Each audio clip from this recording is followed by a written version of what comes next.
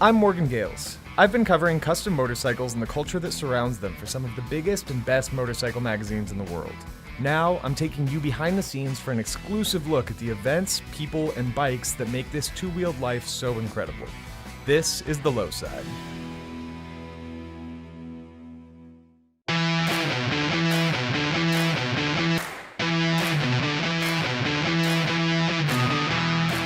For 1 weekend a year, Austin, Texas is the hub of motorcycling in America. From custom to the Handbuilt Show to racing, MotoGP at the Circuit of the Americas. You really bring all sorts of different people from different walks of motorcycle life out here to Texas to just ride, enjoy, and see the culture. So we're out here to check out some bikes, talk to some builders, eat a ton of barbecue, and just get into it. Let's get inside and check out some stuff.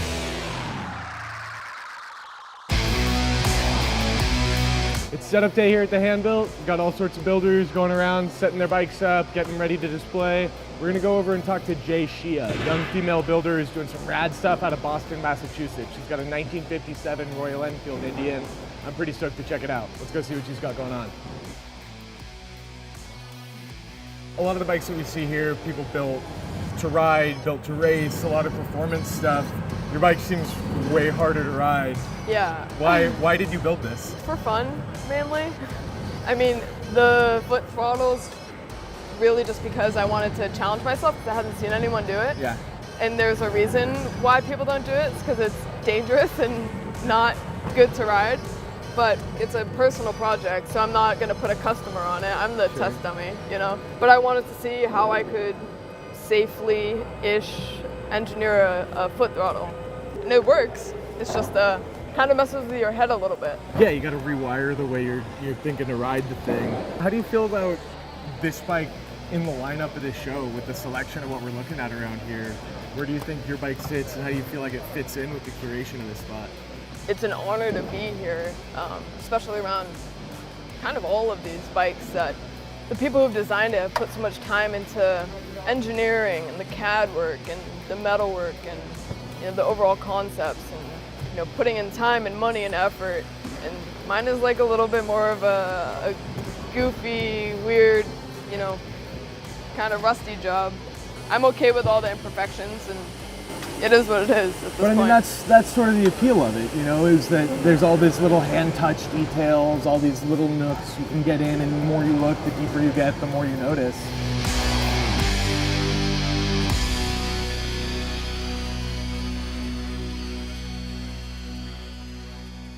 So after checking out a bunch of custom bikes this morning, talking to a few builders around the Handbuilt Show, we got hungry, and there's only one thing to do when you're in Austin. Head out to La Barbecue, some pit smoked barbecue, just amazing brisket, ribs, pulled pork, sausage, all sorts. We're about to stuff our faces and get our meat sweats going.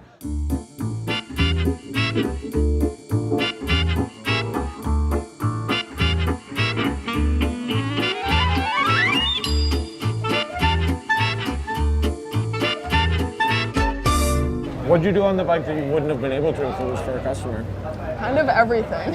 I don't know if a customer would ever be cool with like a gas pedal. It's kind of like a death sentence. But with this bike, it was kind of just, you know, improvising the whole time and making things and throwing them out and making things and throwing them out and just kind of dancing with the whole thing. The BSA is this, you know, skinny, narrow, aggressive, starts with a pull start. Kind of like a street fighter boy. It reminds me of like a little soccer player in England. Yeah. You know, this like, you know, scrappy kid. And then I started feeling this whole narrative of, all right, this kid wouldn't be alone. Who are the other characters of this family of machines that are a little abnormal, they function weird, kind of, you know, back alley, grungy characters. So it's like, who would be this kid's mother? You know, she'd be this mean, dark, older, kind of aggressive woman. And so it felt like I was, yeah, like designing this character, less about building a motorcycle and more about painting this picture of this thing in my head. And so I want to make a series that are sort of the characters of this family. Yeah. It was an experiment. Right. For fun. Right. And so, yeah, I mean, you built it as a show bike. Yeah, sort of. I built it so I wouldn't be bummed about going to work. I mean, I love my job, but I also need something to do for fun.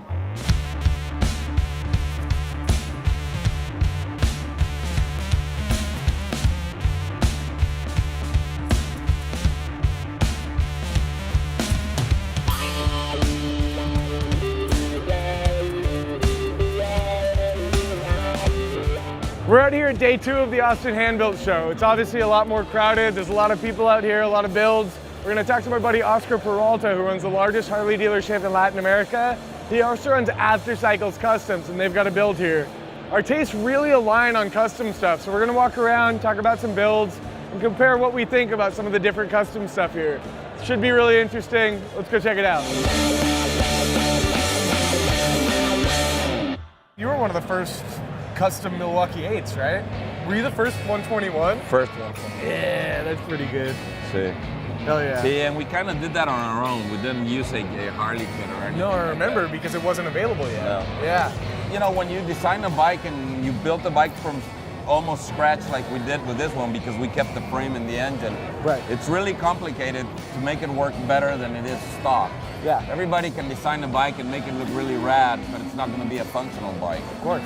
So we wanted to improve on the performance of the bike and make it look completely different. Yeah. When you want to lighten up a bagger bike and make it look light and fast, that was a real challenge with this one. So, you know, everybody forgets that this is a Road King when it was born.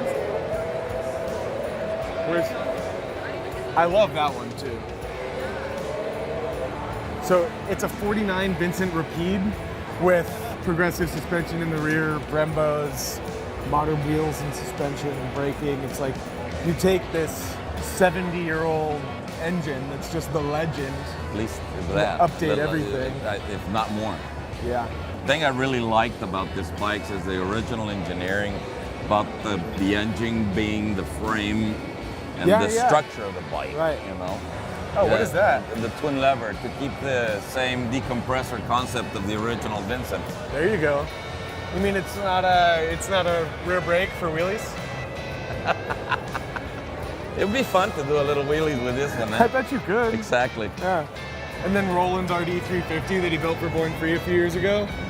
That bike's so rad. That thing looks just like so much fun. It is. As a track bike, you know.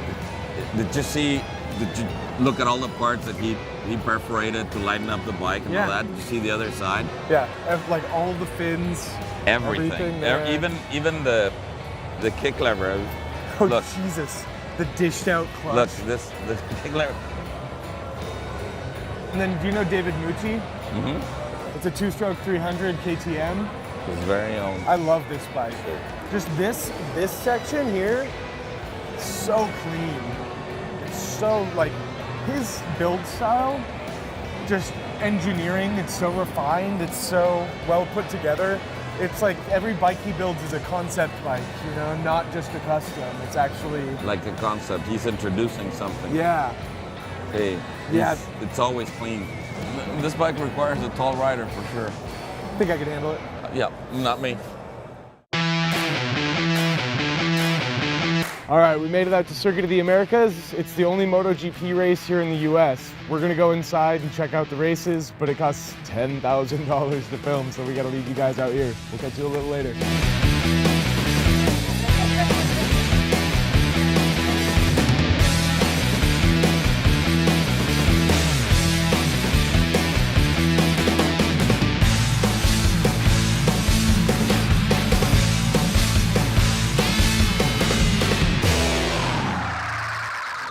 So Revival Cycles from Austin puts on the Handbuilt Show every year, and they always unveil at least one wild custom for the show.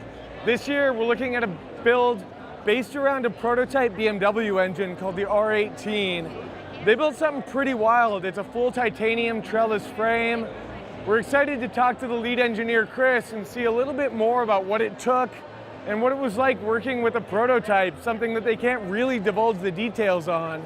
But this thing's amazing looking. Let's go talk to him and see a little bit more about what it was like to build it.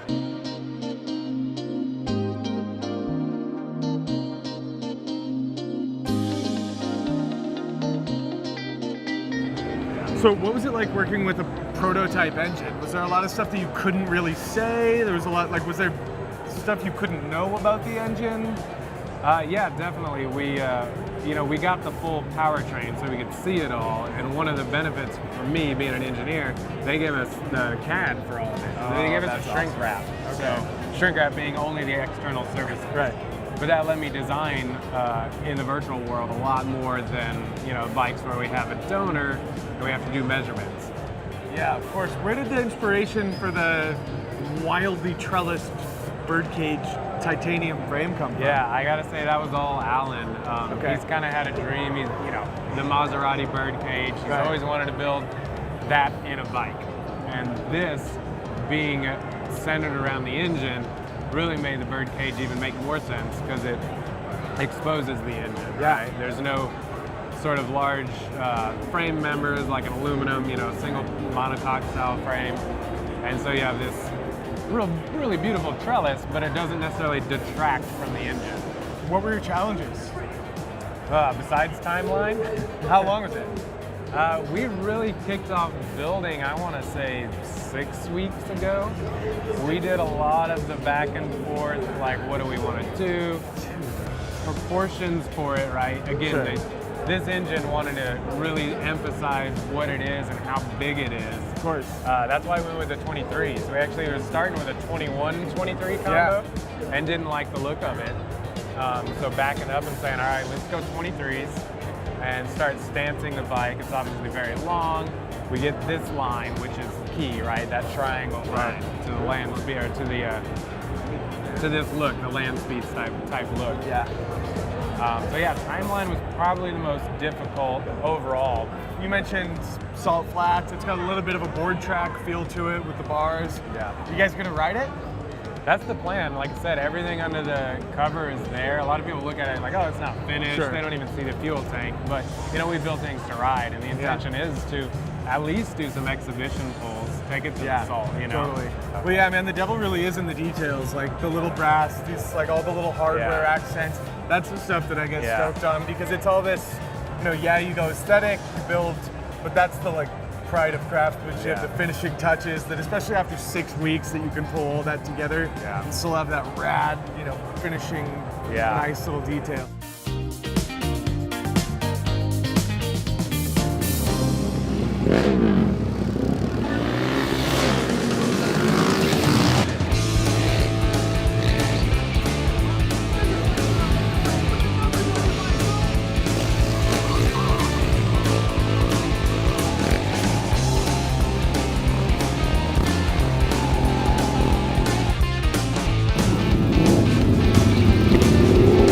How's your bike running?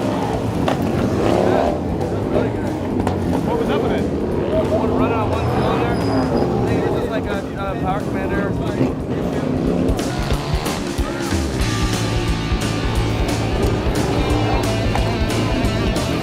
Alright, so wasn't planning on doing any racing. There's these Super 73 little electric assist bicycles. Apparently now I've got to find a helmet because I'm going to race them around the little GT track. Sounds fun. It's probably going to be wily. Hope I don't crash and break myself.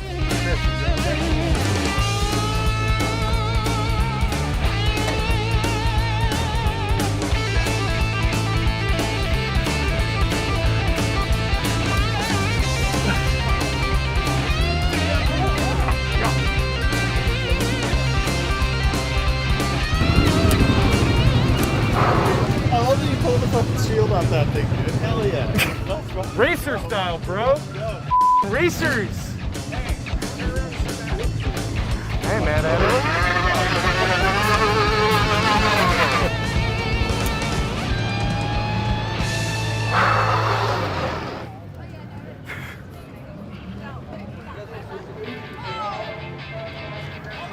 Is that it?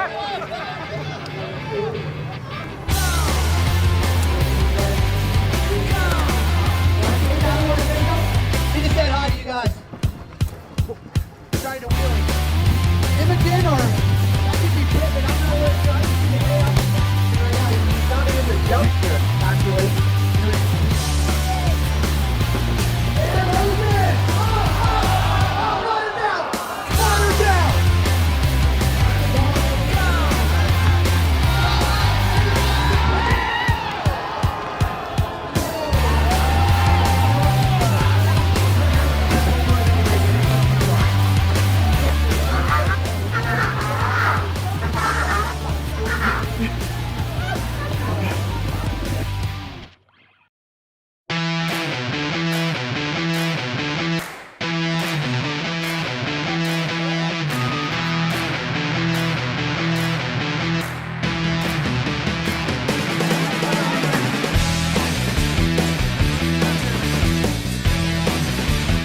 was a great weekend out here in Austin. We saw a lot of rad customs at the Handbuilt Show, some cool racing out at the Circuit of the Americas. Got to meet up with a bunch of our friends, eat some really good barbecue, drink some beer. Now to go get on a plane, do it all again next time.